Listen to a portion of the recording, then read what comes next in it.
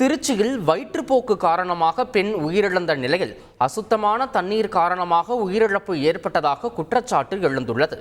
தாராநல்லூரைச் சேர்ந்த ராஜா என்பவரின் மனைவி மீனாவுக்கு தொடர் வயிற்றுப்போக்கு ஏற்பட்டு அரசு மருத்துவமனையில் சிகிச்சை பெற்று வந்தார். இருப்பினும் சிகிச்சை பலனின்றி அவர் பரிதாபமாக உயிரிழந்தார். இதையடுத்து அந்த பகுதியில் மாநகராட்சி அதிகாரிகள் குடிநீரை ஆய்வு செய்து ப்ளீச்சிங் பவுடர் தெளித்துள்ளனர். அந்த பகுதியைச் சேர்ந்த 30 பேர் மருத்துவமனைகளில் சிகிச்சை பெற்று வருவதாக தெரிவிக்கும் அப்பகுதி மக்கள் இனியாவது சுத்தமான குடிநீர் வழங்க மாநகராட்சி நடவடிக்கை எடுக்க வேண்டும் என்று கோரிக்கை வைத்துள்ளனர். கலப்பட தண்ணியாகவே வருது, சாக்கடை கலந்த மாதிரி வருது, ஒரே வாடை. அதாவது எப்படின்னா நம்ம டாய்லெட் தண்ணி என்ன ஸ்மெல் அடிக்குமோ அந்த அளவுக்கு ஸ்மெல் அடிக்குது. இங்கே பாருங்க, எனக்கு 3 நாளாக வாந்தி வயத்தில் போய் இப்போ போய் ட்ரிப்ஸ் போட்டுட்டு வந்தேன். நான் உடம்பு முடியல. காலையில் ஒரு பிள்ளை 27 வயசு தான் இறந்து போயிட்டாங்க. சின்ன குழந்தை தான் இருக்குது, 5 வயசு குழந்தை இருக்குது, பொம்பளை பிள்ளை இருக்குது, இறந்து போயிட்டாங்க.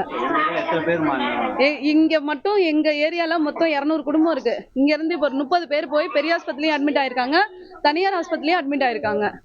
நிறைய பேர் உடம்பு சரியில்லை, வயித்தால வாந்தி தான். செய்திகளை உடனுக்குடன் தெரிந்து கொள்ள உடனே சப்ஸ்கிரைப் பண்ணுங்க.